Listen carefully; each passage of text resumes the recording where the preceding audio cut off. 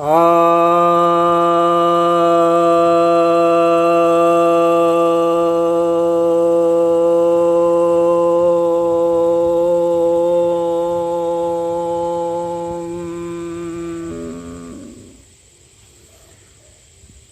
भक्तजनों को सप्रेम नमन। भक्तों, आपने पेरियार जो तमिलनाडु के एक विभूति रहे हैं, तो उनका नाम सुना होगा। तो वे अपने को नास्तिक कहते हैं। तो उसी विषय पर एक हमारे पास विषय आया है जो उन्होंने आपत्तियां की है, तो इसका जवाब मुझे देना है। तो जो घटना है थोड़ा उसका उल्लेख करते हुए मैं आपको बता रहा हूँ जो हमारे पास आया है, और जो आपत्तियां हैं मैं इसका जवाब दूंगा। थोड़ा सा लंबा होगा लेकिन बहुत महत्वपूर्ण है, तो इनका उत्तर देना ज़रूरी है। 1977 की बात है। मद्रास हाई कोर्ट में एक याचिका आई जिसमें कहा गया था कि तमिलनाडु में पेरियार की मूर्तियों के नीचे जो बातें लिखी हुई हैं वे आपत्तिजनक हैं और लोगों की धार्मिक भावनाओं को ठेस पहुंचाती हैं, इसलिए उन्हें हटाया जाना चाहिए। याचिका को खारिज करते हुए हाई कोर्ट ने कहा कि ई रोड वेंकट रामास्वामी पेरियार, ये इनका पूरा नाम है, जो कहते थे उस पर विश्वास रखते थे, इसलिए उनके शब्दों को उनकी मूर्तियों के पेडेस्टल पर लिखवाना गलत नहीं है। ये इनके कथनानुसार कोर्ट का यह निर्णय था, लिहाजा वहाँ लिखा हुआ है। तो अब जो पेरियार जो कहते थे उस पर उनको जो भरोसा था, उस पर जो आपत्तियां हैं या हो सकती हैं उस पर मैं चर्चा करूंगा। और जो कोर्ट ने फैसला दिया है, कोर्ट के जो जज होते हैं बहुत बुद्धिमान थोड़ी होते हैं, वे भी उसी तरह से एक सामान्य आदमी होते हैं जो लॉ की पढ़ाई पढ़ करके जज बन जाते हैं। तो इनकी मूर्तियों के नीचे जो लिखा हुआ था उसमें जो आपत्तियां थी ईश्वर से संबंधित, उसी विषय पर मुझे उत्तर देने को प्रस्तुत किया गया है। तो वही चुनौती आई है। तो मैं आपको बता रहा हूँ कि ये कहते हैं कि ईश्वर नहीं है और ईश्वर बिल्कुल नहीं है। जिसने ईश्वर को रचा वह बेवकूफ़ है, जो ईश्वर का प्रचार करता है वह दुष्ट है, और जो ईश्वर की पूजा करता है वह बर्बर है। तो मैं पहली बात कहूँगा कि ईश्वर नहीं है और ईश्वर बिल्कुल नहीं है, इस विषय पर जो इन्होंने कहा है इस पर मेरी आपत्तियाँ है कि जो है वह ईश्वर ही है, ईश्वर के सिवाय कुछ है ही नहीं। ईश्वर कहाँ है, क्या है, इस विषय पर जानने के पहले यह जानना जरूरी है कि जो है वह ईश्वर ही है, ईश्वर के सिवाय और कुछ भी नहीं है। हम जो देखते हैं वह ईश्वर ही देखते हैं, उसका नाम हम दूसरा कर रख देते हैं। हम कह देते हैं कि ये पेड़ है, ये कह देते हैं ये पशु है, कह देते हैं कि ये पानी है, ये हवा है। जो भी हम देखते समझते, हमारी इंद्रियां जो भी देखती समझती हैं, अनुभूत करती हैं, तो हम उसका एक अलग अलग नामकरण करते हैं, लेकिन उसी ईश्वर तत्व का ही नामकरण हम करते हैं जो साकार स्वरूप में हमें मालूम हो रहा है। लेकिन जो हमारी इंद्रियां महसूस कर सकती हैं, इसको आज विज्ञान भी मान रहा है कि हम लोग इस अस्तित्व के मात्र 5% तक ही महसूस कर पाते हैं। इस चीज़ को विज्ञान मान रहा है। बाकी जो डार्क मैटर और डार्क एनर्जी है उसको हम महसूस नहीं कर पाते हैं, जो कि 95% है इसका कंपोजिशन। तो इसलिए ईश्वर की सत्ता सिद्ध होती है इस अर्थ में भी कि ईश्वर के सिवाय कुछ नहीं है। और क्यों? इसलिए क्योंकि जो सिर्फ इंद्रियों तक की सत्ता को ही मानते हैं नास्तिक लोग, वे भी आज मानने के लिए विवश हैं। पुराने ज़माने का नास्तिक और आज के नास्तिक में फ़र्क है, क्योंकि विज्ञान का सिद्धांत बदलते हैं, उसके हिसाब से इनकी भी परिभाषाएं, व्याख्याएं बदलने लगती हैं, क्योंकि ये अपनी बुद्धि से कम और विज्ञान की बुद्धि से ही ज़्यादा चलते हैं। तो जो वैज्ञानिक खोजते हैं उसी के आधार पर ही ये बोलते रहते हैं। अपना इनका कोई प्रयोग नहीं होता है। अपना बस जो है कहीं से सुना हुआ ही इनके पास ज्ञान होता है।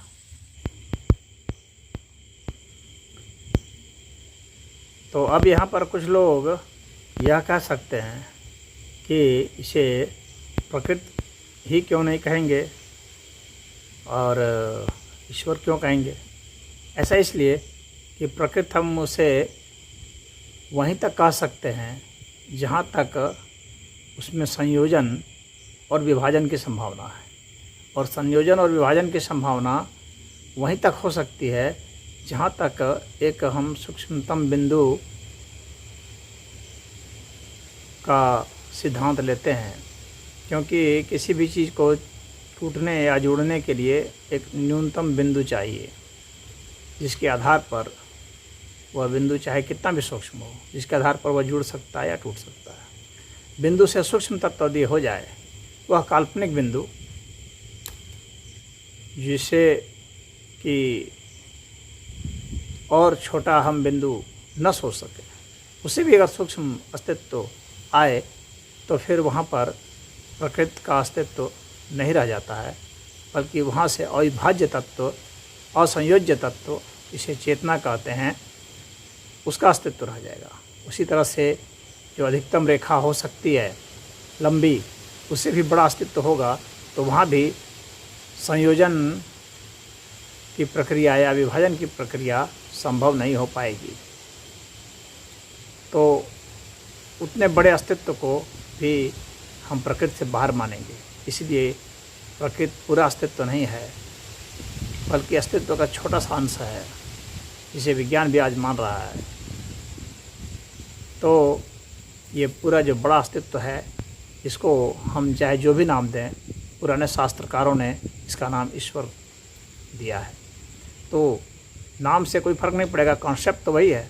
तो ईश्वर का जो कॉन्सेप्ट उन्होंने दिया है कि ईश्वर अनंत है, ब्रह्म अनंत है, तो फिर तो वही सिद्ध होता है। सत्यम ज्ञानम अनंतम ब्रह्म, तो यह वेद कह रहा है, हमारे उपनिषद कह रहे हैं। तो फिर ईश्वर का अस्तित्व इसलिए प्रमाणित होता है। तो इसलिए पेरियार की यहाँ बात ये गलत सिद्ध होती है। तो ईश्वर, जिसने ईश्वर को रचा हुआ बेवकूफ़ है। तो पहली बात तो है कि ईश्वर को किसी ने रचा नहीं है। ईश्वर यह अस्तित्व है, इस अस्तित्व को महसूस किया है और इस पर चिंतन किया है, इसका बोध हुआ है, तो वह बेवकूफ़ नहीं है, बल्कि वह प्रज्ञावान पुरुष है। बेवकूफ़ तो ये है जो कि बिना अनुसंधान किए हुए, जो अनुसंधान करने वाले को बेवकूफ़ कह रहा है बिना तर्क के। जो ईश्वर का प्रचार करता है वह दुष्ट है। तो यह तो बकवास करने वाली बात है। यह घृणा से भरा हुआ है और यह एक उपद्रव खड़ा करना चाहता है व्यक्ति, इसलिए इस तरह की बात बोल रहा है, उसको दुष्ट कह रहा है। जबकि दुष्ट की परिभाषा अलग होती है। ईश्वर का प्रचार करने वाला दुष्ट नहीं होता है, बल्कि वह सबसे सही इंसान होता है।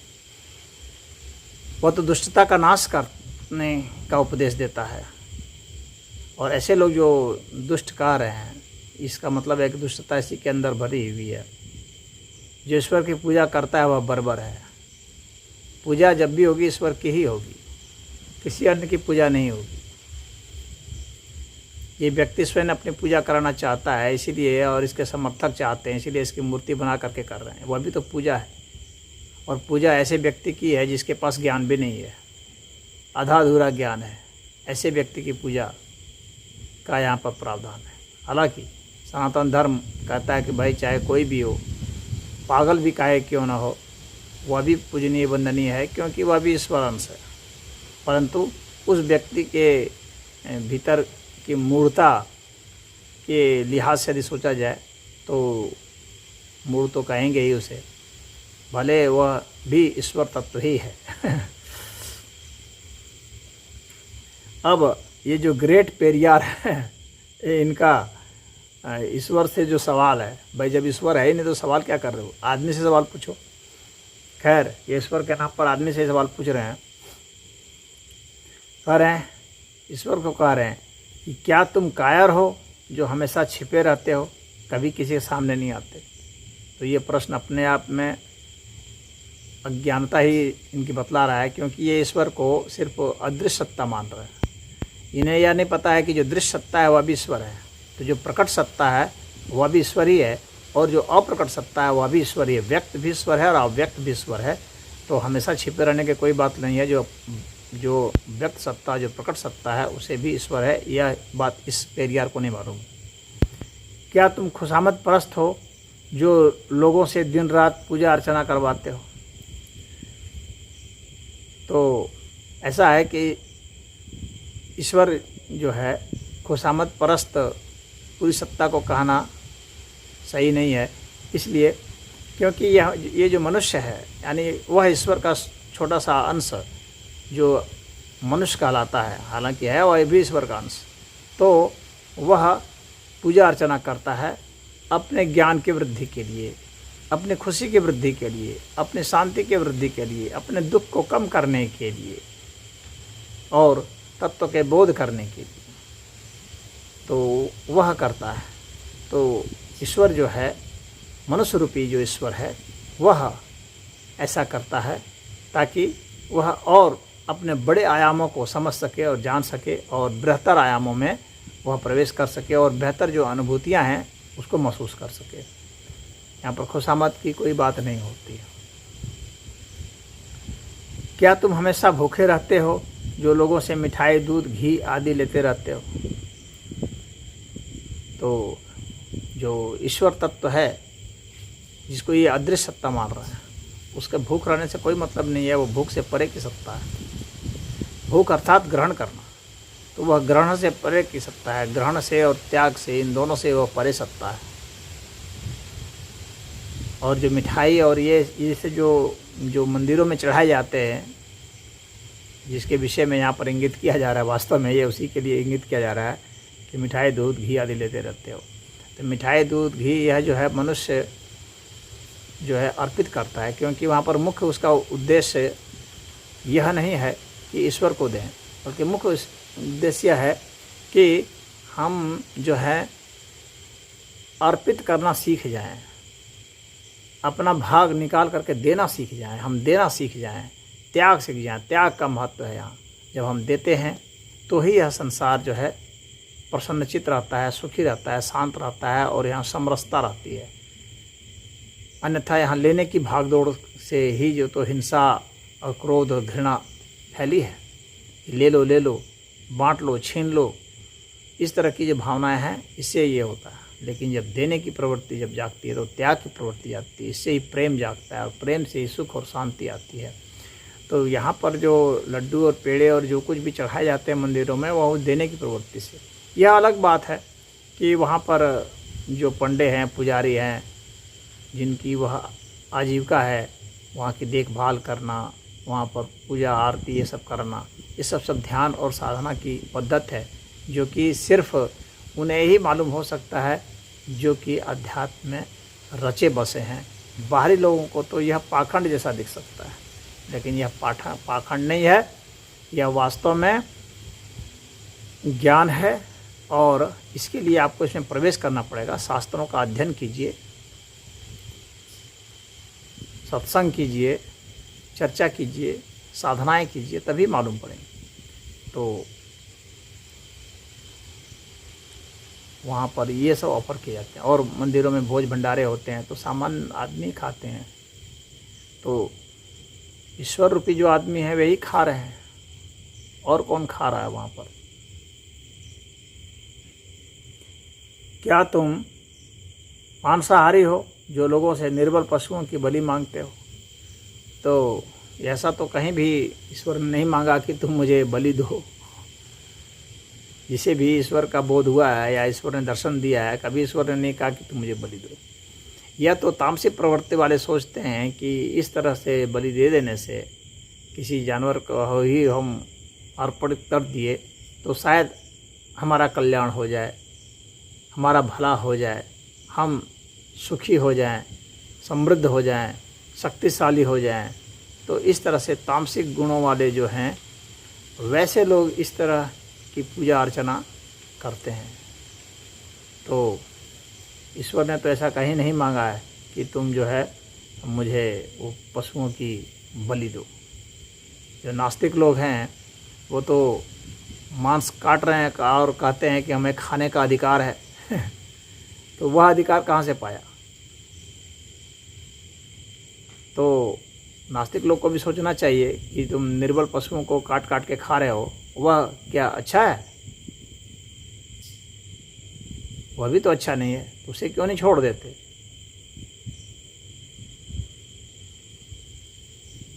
और मंदिरों में जो मिठाई चढ़ाई जाती है उसे भी कोई आदमी ही खाता है। तो क्या जो नास्तिक हैं वे मिठाई किसी आदमी को नहीं देते हैं? नहीं ऑफ़र करते हैं। तो यही समझ लो कि आदमी को ही दिया जा रहा है।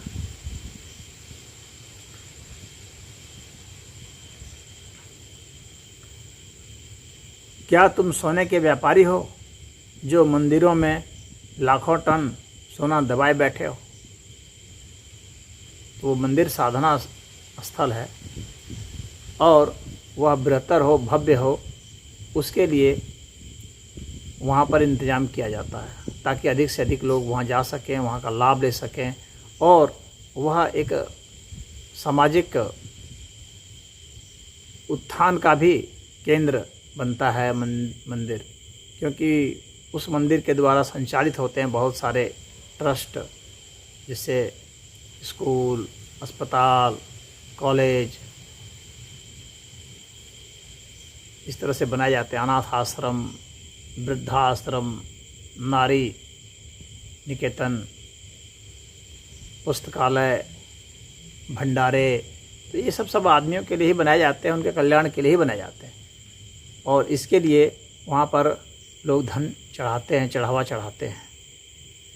तो जब चढ़ावा चढ़ाते हैं तो उसमें कितने लोग जो हैं कैश चढ़ाते हैं, कितने लोग सोना भी चढ़ाते हैं।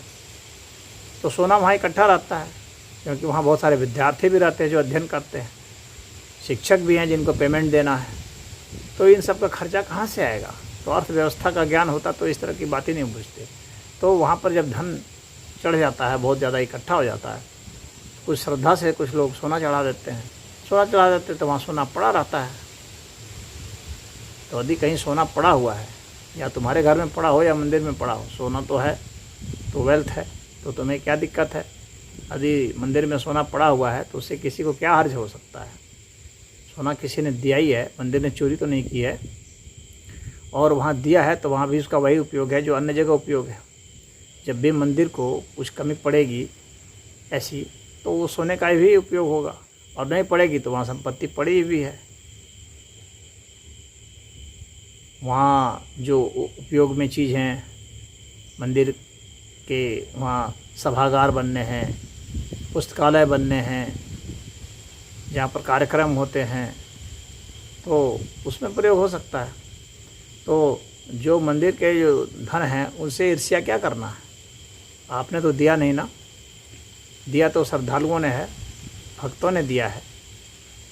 वे जो ज्ञान शांति पर भरोसा करते हैं, जिन्हें चाहिए, जो जानते हैं कि ये जो धन है यही विपदा है, जो इस बात को जान जाते हैं कि धन जितना ज़्यादा हम इकट्ठा करेंगे उतना विपदा होगा।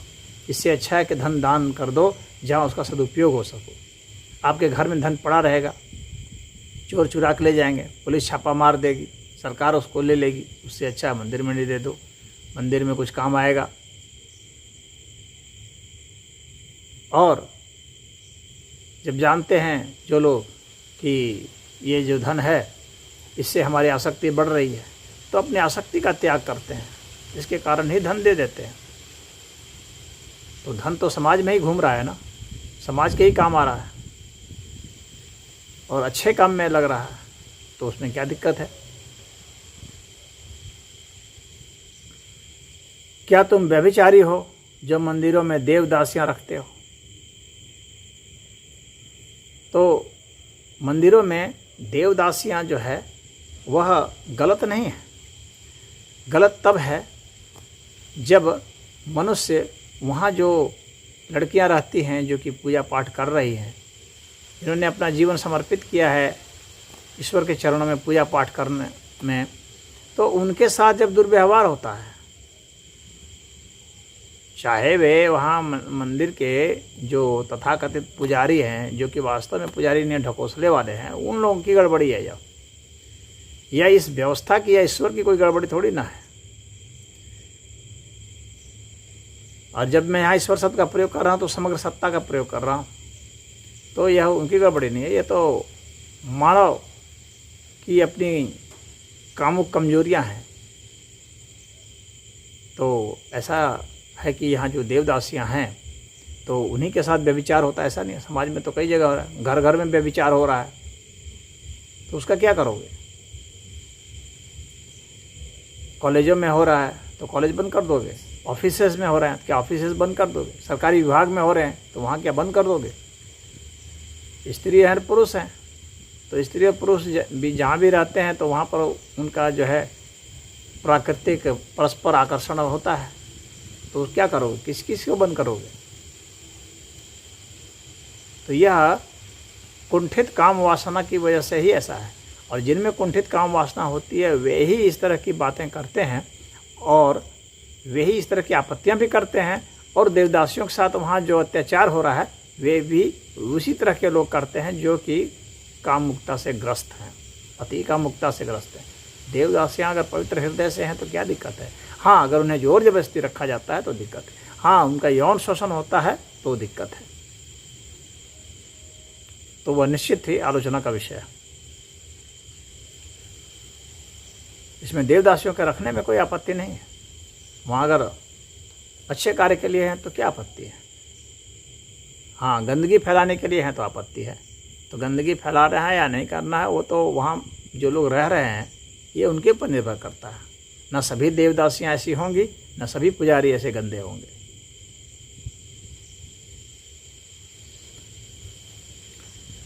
क्या तुम कमज़ोर हो जो हर रोज़ होने वाले बलात्कारों को नहीं रोक पाते?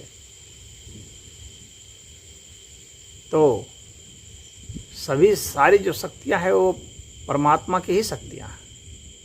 अब बलात्कार को क्या रोकना है? यह हमारे मानव की एक कमजोरी है जो हम सोचते हैं, हम लोग की अपनी एक नियमावली है। मानवों ने यह नियम बनाया है कि किसी के साथ जो है उसकी मर्जी के खिलाफ जोर ज़बरदस्ती नहीं करना चाहिए। यह मनुष्य ने नियम बनाए हैं। ठीक है, यह नियम अपनी जगह पर, लेकिन यह प्रकृति का नियम नहीं है, यह मनुष्य का नियम है, इसीलिए यह नियम भंग होता है। प्रकृति का नियम तो यही है कि पुरुष और स्त्री जो है वह सेक्स करेंगे। कोई भी पशु जो विपरीत लिंग का है, नर है मादा है, वो सेक्स करेंगे।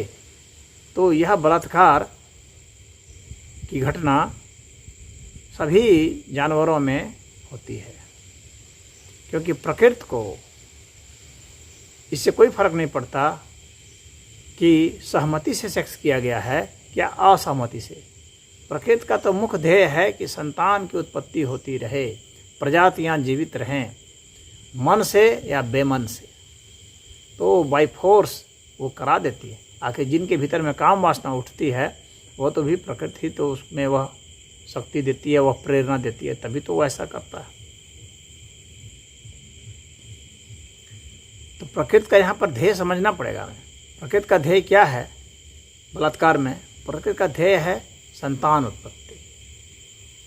यह प्रकृति का ध्येय है, क्योंकि प्रकृति प्रजातियों का अंत नहीं करना चाहती आसानी से। और जब कोई सहमति से सेक्स नहीं करे तो उस लिहाज से ही प्रकृति ने यह विकल्प रखा है कि असहमति से भी सेक्स होकर के प्रजातियां चले, असहमति के कारण प्रजातियों का अंत ना हो। इसलिए सभी प्राणियों में, इसमें मनुष्य भी शामिल है, बलात्कार की पद्धति रखी हुई है। हालांकि मानवीय संवेदना के हिसाब से, सूक्ष्म संवेदना के हिसाब से बलात्कार उचित नहीं है, परंतु यह नियम में तो है ही, प्राकृतिक नियम के तहत ही है बलात्कार भी, यह तो मानना ही पड़ेगा और इसे कोई भी नहीं रोक सकता है। इतने इतने नियम कानून बन गए, मृत्युदंड तक की सज़ा हो गई, इससे अधिक सज़ा और क्या हो सकती है? उसके बावजूद भी बलात्कार हो रहे हैं, क्योंकि ये बायोलॉजिकल फोर्स है, ये साइंटिफिक फैक्ट है। अगर आप विज्ञान में विश्वास करते हैं तो आपको मानना ही पड़ेगा।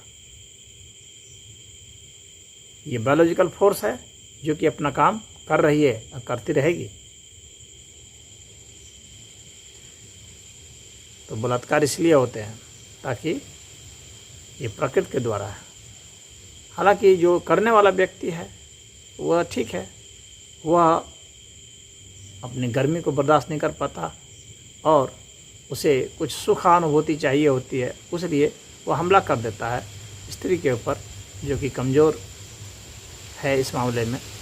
तो स्त्री के ऊपर तो अत्याचार होता है, लेकिन प्रकृति चाहती है कि संतान की उत्पत्ति हो, जैसे भी हो, किसी को चाहे बुरा भी क्यों ना लगे, दोनों में से एक पक्ष को। और किसी किसी केस में ऐसा होता है, कम केस में, कि स्त्री भी बलात्कार करती है पुरुष का।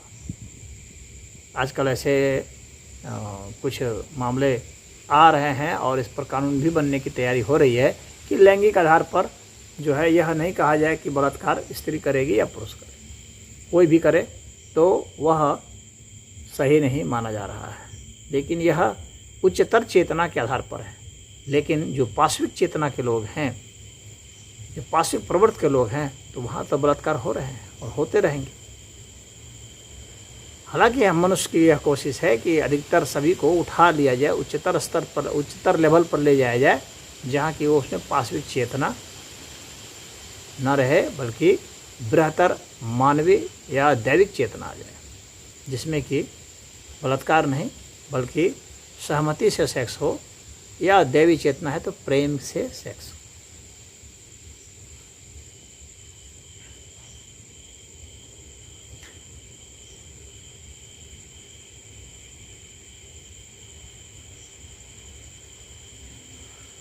तो ईश्वर को ऐसा नहीं है कि ईश्वर पर शक्ति नहीं है रोकने की। ईश्वर जिस दिन रोक देगा ना, उस दिन प्रजाति भी अंत हो जाएगी। लेकिन ईश्वर चाहता है कि प्रजाति अंत ना हो, इसलिए वो बलात्कार के भी माध्यम से आपकी प्रजाति को बनाए रखना चाहता है। क्या तुम मूर्ख हो जो विश्व के देशों में गरीबी भूखमरी होते हुए भी अरबों रुपयों का अन्न, दूध, घी, तेल बिना खाए ही नदी नालों में बहा देते हो? तो ऐसा है कि ईश्वर थोड़ी बहा दे रहा है, ये तो मनुष्य बहा रहा है।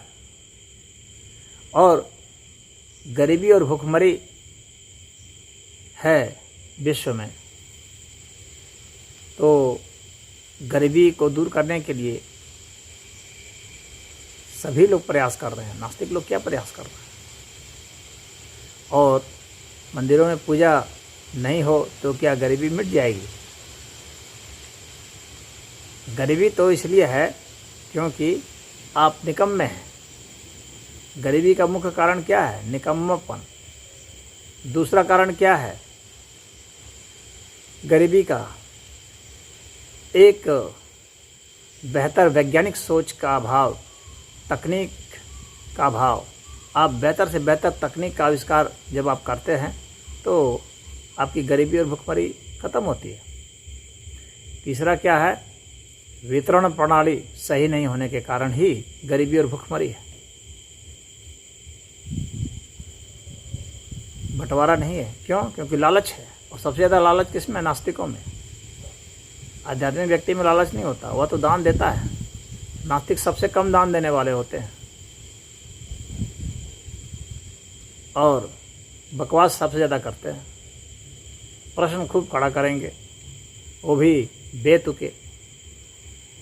अच्छे प्रश्न खड़ा भी करते हैं कुछ जो बुद्धिजीवी नास्तिक होते हैं, जैसे वैज्ञानिक हैं, विचारक हैं, पत्रकार हैं वैसे। लेकिन अधिकतर जो गंवार टाइप के नास्तिक हैं वो तो मूर्खतापूर्ण प्रश्न खड़ा करते हैं। परंतु योगदान इनमें से कोई भी नहीं करता। स्वस्थ समाज के लिए बेहतर अपने कमाए हुए धन का अंश नहीं देना चाहते। तो कमाए हुए अंश का धन बंटवारे के रूप में जो लोग देते हैं वे तो आस्तिक लोग ही ज़्यादा हैं। तो वे लोग देते हैं। ईश्वर थोड़ी कहता है कि तुम नाले में बहा दो। पूजा पाठ जो लोग कर रहे हैं तो अन्न, दूध, तेल ये सब जो नाले में बह रहे हैं, जो बात यहाँ पर कही गई है, तो एक एक बूंद, चाहे एक एक लोटा या एक एक गिलास या एक एक चम्मच चढ़ाते हैं लोग अपनी अपनी हैसियत के हिसाब से, अपनी अपनी श्रद्धा के हिसाब से। और उसकी श्रद्धा को बर्बाद नहीं, आप न रोक नहीं सकते। उसने अपना धन कमाया है अपने उपयोग करने के लिए। बहाते तो आप भी हैं। जो नास्तिक हैं क्या वे नहीं बहाते हैं? क्या वे खर्च नहीं करते हैं? सिनेमा देखने जाते हो वहाँ खर्च नहीं करते हैं? क्यों करते हैं खर्च? उस पैसे को क्यों नहीं गरीब को दे देते हैं? घूमने जाते हैं वहाँ खर्च नहीं होता है, क्यों खर्च करते हैं? गरीबों को क्यों नहीं दे देते हैं? शादी ब्याह में खर्च नहीं करते हैं, क्यों खर्च करते हैं? गरीबों को क्यों नहीं दे देते हैं? मनुष्य कमाता है, सबसे पहला वह अपने को केंद्र में रख करके ही कमाता है और अपने उपयोग के लिए ही कमाता है। वह जिसे समझता है कि यह उपयोगी है उसी में वह खर्च करता है। और जो दूसरे लोग हैं जो चाहते हैं कि वे यहाँ नहीं खर्च करें वहाँ खर्च करें, तो यह उनका विश हो सकता है या उनका अनुरोध हो सकता है, लेकिन यह उनका आरोप बिल्कुल भी नहीं होना चाहिए। जो कमा रहा है वो अपनी मर्जी से चाहे गड्ढा में फेंक दे, यह उसकी आज़ादी है। वो गड्ढे में फेंकने के लिए भी कमा सकता है, क्यों नहीं कमा सकता? तो वह अपने उपयोग के लिए कमाता है। यदि आपको ज़रूरत है तो जहाँ नाले में बह रहा है वहाँ से जाके छान करके आप पिए।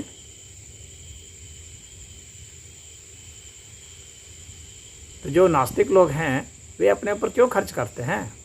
प्रश्न यह उठता है। वे खुद खर्च करना अपने पर बंद कर दें और कमाते जाएं, सब गरीबों को देते जाएं। ऐसा एक भी उदाहरण तो किसी नास्तिक ने सिद्ध करके नहीं दिखाया, लेकिन आस्तिकों ने दिखाया है। आस्तिकों ने अपनी सारी कमाई समाज को दिया है, नास्तिकों ने नहीं दिया।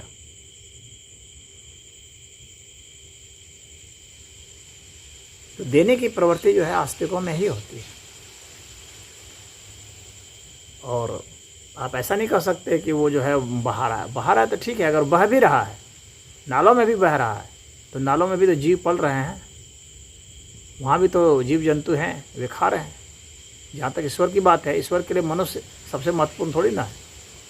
जैसे मनुष्य हैं वैसे कीड़े मकोड़े हैं, वैसे अन्य पशु पक्षी हैं, वैसे वनस्पतियाँ हैं। तो जो कुछ भी नालों में बह जाएगा, दूध, दही, घी, तेल, वे सब भी कोई ना कोई को खा ही जाएगा, कोई ना कोई सेवन कर लेगा। और उसका ध्येय भी वही है कि अन्न के प्रति भी हमारी जिम्मेवारी है। ऐसी नई बात नहीं है कि हमारी जिम्मेवारी सिर्फ मनुष्यों के ही प्रति है। हम लोग की जिम्मेवारी सभी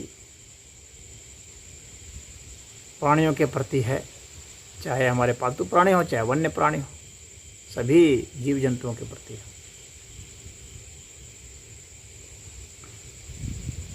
अब इसके बाद, क्या तुम बहरे हो जो बेवजह मरते हुए आदमी, बलात्कारी होती हुई मासूमों की आवाज़ नहीं सुन पाते?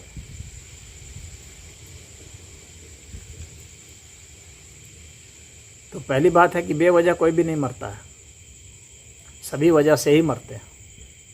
तो यहाँ पर ये बात है कि इनको यही नहीं पता है कि लोग कैसे मरते हैं। कभी कोई बेवजह नहीं मरता, किसी न किसी कारण से ही मरता है।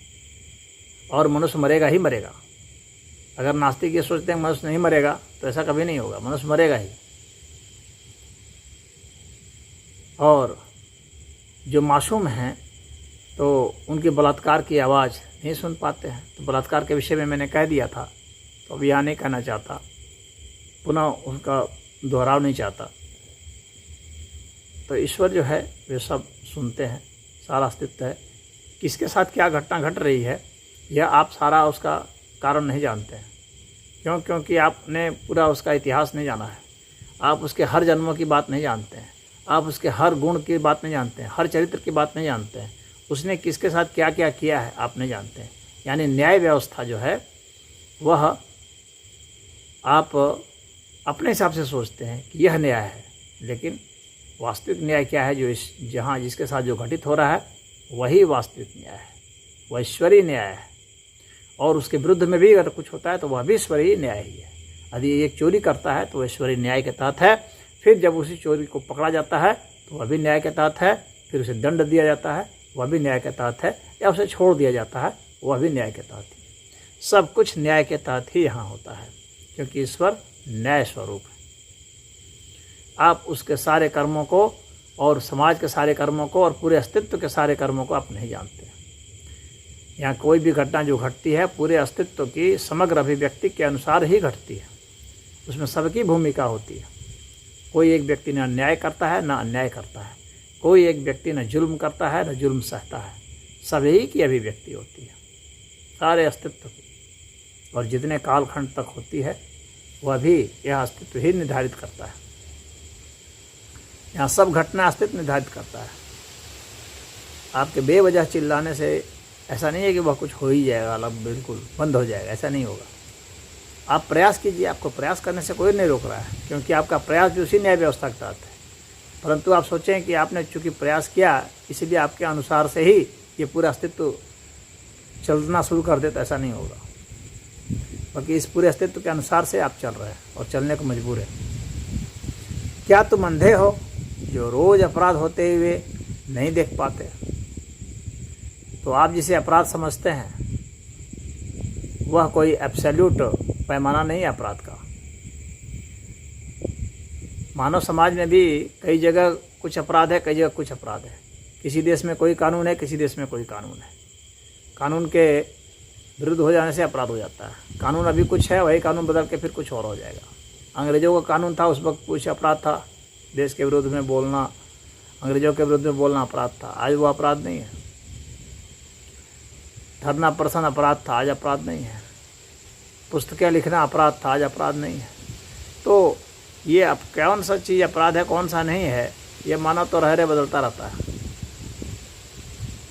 तो मानव के बदलाव के हिसाब से ये अस्तित्व व्यवहार नहीं करेगा। अस्तित्व के अनुसार से मानव व्यवहार करेगा, व्यवहार करने के लिए मजबूर है।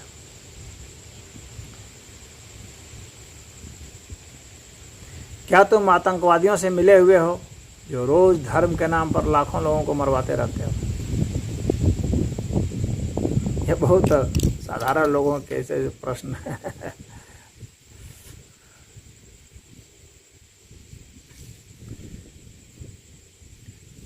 जहाँ जो भी घटना घटती है वो ईश्वरीय है। आपको आतंक लग सकता है, आप किसी से डर गए तो आपके लिए वो आतंक ही है। और अब आप उसका अगर कुछ समाधान निकाल रहे हैं तो वह भी ईश्वरीय है, उसमें भी ईश्वर का क्या ऐतराज है। और जो भी घटनाएं घटती हैं वे सभी घटनाएं किसी न किसी कारण से ही घटती हैं और किसी न किसी न्याय प्रक्रिया के तहत ही घटती हैं और समाज को बेहतर करने के लिए, हमारी मानवीय चेतना को और बेहतर करने के लिए ही घटती है। आखिर उससे भी तुम कुछ सीखते हैं, कुछ जानते हैं, चलते हैं। मरना और जीना लगा रहता है। आपके लिए मरना जीना महत्वपूर्ण हो सकता है, इस अस्तित्व के लिए आपका मरना जीना क्या मायने रखता है? पूरे अस्तित्व को अगर आप एक नज़र से देखें उठ करके, अपनी मानवीय सत्ता से ऊपर उठ करके, तो इस पृथ्वी की क्या हैसियत है इस अस्तित्व में, इस सौर मंडल की ही क्या हैसियत है।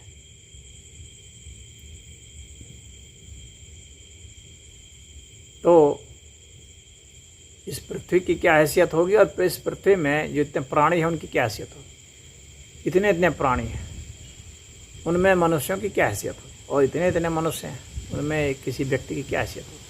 तो मनुष्य मरते जीते रहेंगे, सभी प्राणी मरते जीते रहते हैं, कई प्रजातियां जन्मती हैं, समाप्त होती रहती हैं। यह तो इस प्रकृति का एक नियम है, शाश्वत नियम है। जो जन्मा है वह मरेगा ही। जन्म और मरण से वे घबराते हैं नास्तिक लोग, क्योंकि वे सोचते हैं कि अब इसके बाद फिर क्या होगा।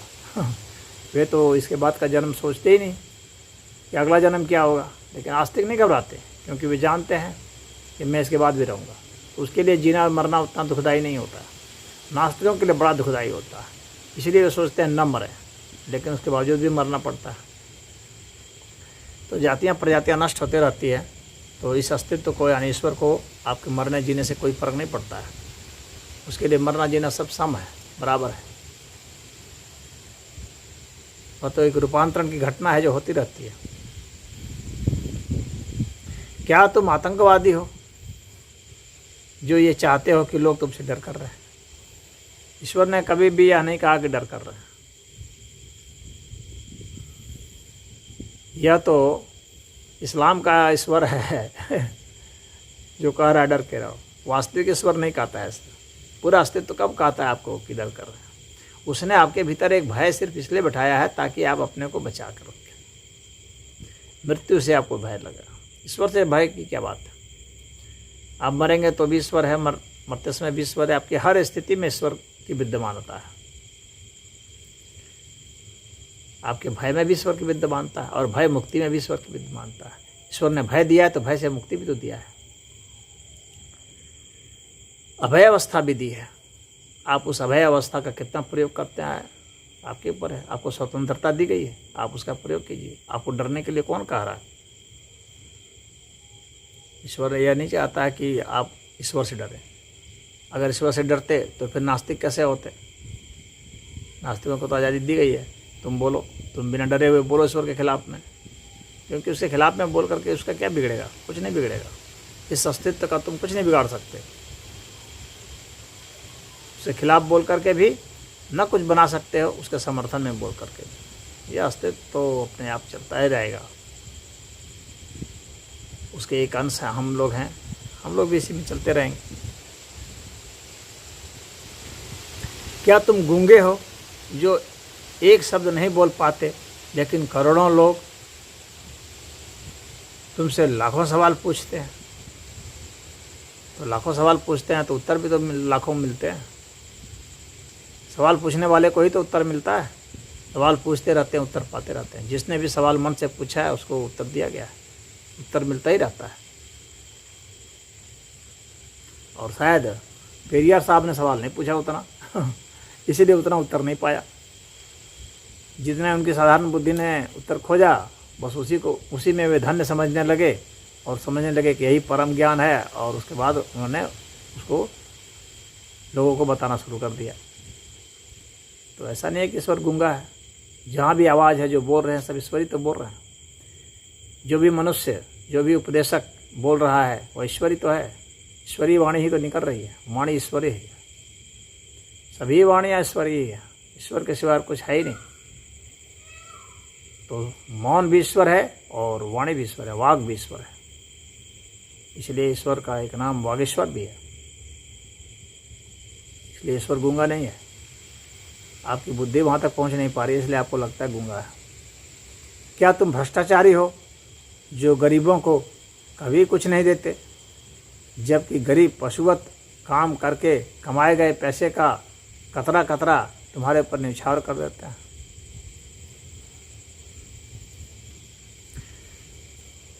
ऐसा है कि गरीब पशुवत काम करते हैं, इसीलिए वे गरीब हैं।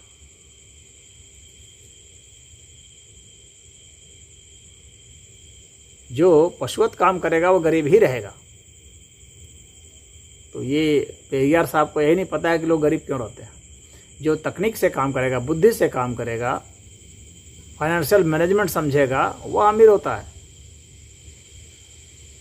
जो पशु जैसा काम करेगा वह सिर्फ पशु जैसा ही उतना ही भर कमाएगा जितना कि खा सकता है और अपने छोटे से परिवार को खिला सकता है। ईश्वर ने आपको विद्या दी है, बुद्धि दी है, क्यों दी है? आप उसका उपयोग कीजिए, बेहतर उपयोग कीजिए और अपनी गरीबी दूर कीजिए। इसमें भ्रष्टाचारी क्या बात है? ईश्वर को कोई घूस थोड़ी दे रहा है। ईश्वर ने तो आपको सब मेधा दी है। बहुत ऐसे गरीब हुए हैं जो कि अपने उस मेधा शक्ति का प्रयोग करके अमीर बने हैं।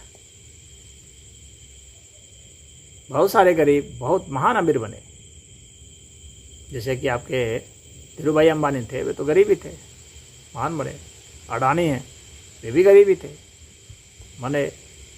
सहारा वाले भी गरीब थे, अमीर बने, पुनः गरीब हो गए। तो ये तो आपकी मेधा शक्ति के ऊपर है। आप अपनी मेधा शक्ति का कितना प्रयोग करते हैं, तकनीक का कितना प्रयोग करते हैं, अपने ज्ञान का कितना निखार करते हैं, उसके हिसाब से कितना परिश्रम करते हैं, शौर्य करते हैं,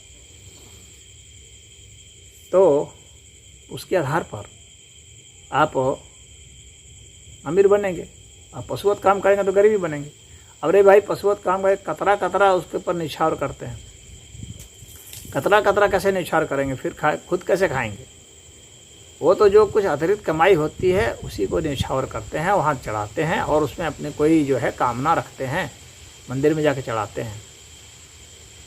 तो उसके चढ़ाने से जो मिलता है, ईश्वर कभी भी किसी भी धर्म शास्त्र में यह नहीं कहा गया है कि आप ईश्वर को चढ़ा देंगे तो आपको धन मिलेगा, ऐसा नहीं कहा गया है। पदार्थ के बदले आपको चेतना मिलती है। ईश्वरीय ज्ञान यही होता है। पदार्थ को अर्पित करेंगे तो आपको शक्ति मिलेगी, शक्ति को अर्पित करेंगे तो आपको चेतना मिलेगी।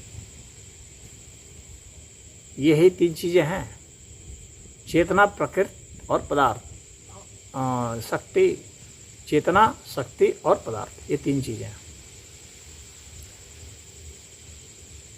तो यदि आप मंदिर में चढ़ाते हैं, दान करने के लिए कहा गया है, तो इसलिए नहीं कहा गया कि आप दान करेंगे 100 रुपया तो आपको मिल जाएगा 1 करोड़ रुपया। तब तो सब इसी तरह से सब लोग 1-1 रुपये चढ़ा के करोड़पति हो जाते, कहीं काम करने की जरूरत क्या थी? ऐसा कहीं नहीं कहा गया। आप दान करेंगे तो आपको क्या मिलेगी? खुशी, शांति, ज्ञान मिल सकता है, भक्ति मिलेगी, क्योंकि अध्यात्म में वही है, आपको चेतना मिलती है। पदार्थ से शक्ति मिलेगी, शक्ति से चेतना मिलेगी, बस ये प्रक्रिया है, ये कन्वर्जन है, ये बदलने का तरीका है। इस तरह से बदला होता है, इंटर कन्वर्जन होता है। तो गरीब जो है यदि यह नहीं समझता है तो इसमें अध्यात्म का दोष थोड़ी है, इसमें ईश्वर का दोष थोड़ी है। ईश्वर ने तो सब क्षमता दी है, आप पहले उस ज्ञान को हासिल करें कि मैं क्या करूँगा कि क्या बदलेगा।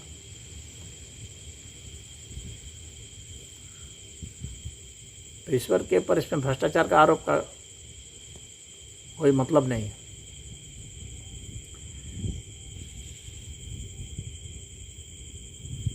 क्या तुम मूर्ख हो कि हम जैसे नास्तिकों को पैदा किया जो तुम्हें खरी खोटी सुनाते रहते हैं और तुम्हारे अस्तित्व को ही नकारते हैं? ये इनका अंतिम प्रश्न है।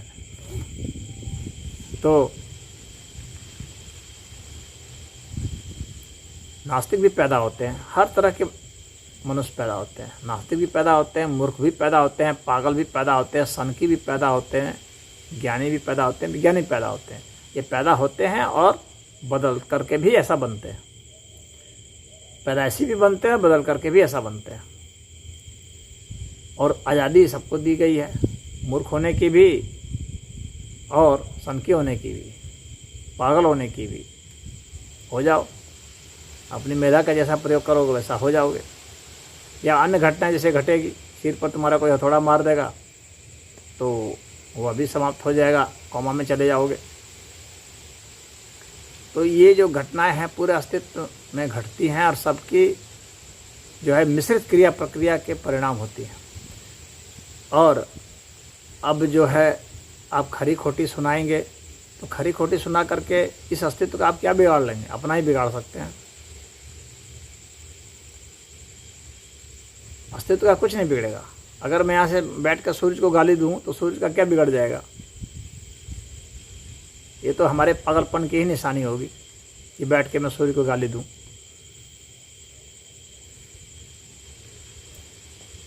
तो ईश्वर ने आपको आज़ादी दी है, आप खरी खोटी सुनाएंगे, ईश्वर का कुछ नहीं बिगड़ेगा, आपका बिगड़ेगा। गाली तामसी प्रवृत्ति होती है, तामसी गुण होता है, और इससे कोई ज्ञानी नहीं बना, न इससे विद्वान बना, न इससे धनवान बना, न इससे आप चरित्रवान बनेंगे। तो गालियाँ तो मूर्ख लोग देते हैं। हाँ, डिफेंस के लिए कहीं पर प्रयोग में आ जाता है काम। आप अपनी सुरक्षा के लिए कहीं इसका उपयोग कर लेते हैं। तो आप ईश्वर को खरी खोटी सुना करके आपने अपनी सुरक्षा कितनी की है ये तो आप जाने। ईश्वर की प्रशंसा करके भी कुछ लोग सुरक्षा करते हैं अपनी। तो नास्तिक लोग सोचते हैं ईश्वर को गाली दे के अपनी सुरक्षा कर लें। तो इसके लिए भी ईश्वर ने आपको आज़ादी दे रखी है। ईश्वर को आपकी नास्तिकता से भय थोड़ी लगता है, या आपकी आस्तिकता से उसका ईश्वर को थोड़ी कुछ बिगड़ता है। ये पूरा अस्तित्व, ईश्वर का मतलब ये पूरा अस्तित्व। इस पूरे अस्तित्व का क्या बिगड़ता है ये आप सोच करके देख लें, या क्या बनता है आप सोच के देख लें। तो ये पूरा अस्तित्व को आप मूर्ख कह रहे हैं, जहाँ से आपको ज्ञान का बहुत छोटा सा अंश मिल रहा है, उसके बल पर आप उसको मूर्ख कह रहे हैं। तो इससे आपकी मूर्खता झलक रही है, ईश्वर की नहीं। हाँ, ईश्वर के एक अंश के रूप में भी आप भी ईश्वर हैं। तो ईश्वर स्वयं को अपने को गाली देने के लिए भी आज़ाद है। आपके मुंह से स्वयं गाली सुन करके ईश्वर भी खुश हो रहा है। तो इसलिए पेरियार जी के ये सब बचकाने जो आरोप थे, उसका मैंने आप लोग के ऊपर जाहिर किया अपना मंतव्य। अब आप लोग भी इस पर चिंतन करें, क्योंकि इन महानुभाव से भी बहुत सारे लोग प्रभावित हैं, इसलिए यह ज़रूरी था। हालांकि वीडियो लंबा हो चुका है, लेकिन अनिवार्य था। और मैं अपने जो करीबी भक्त लोग हैं उनको हर विषय में चाहता हूँ कि वे शिक्षित हो जाएं, इसलिए इस विषय को मैंने लिया, बनाया। आप लोगों ने इतने गौर से सुना, इसके लिए धन्यवाद। ओम।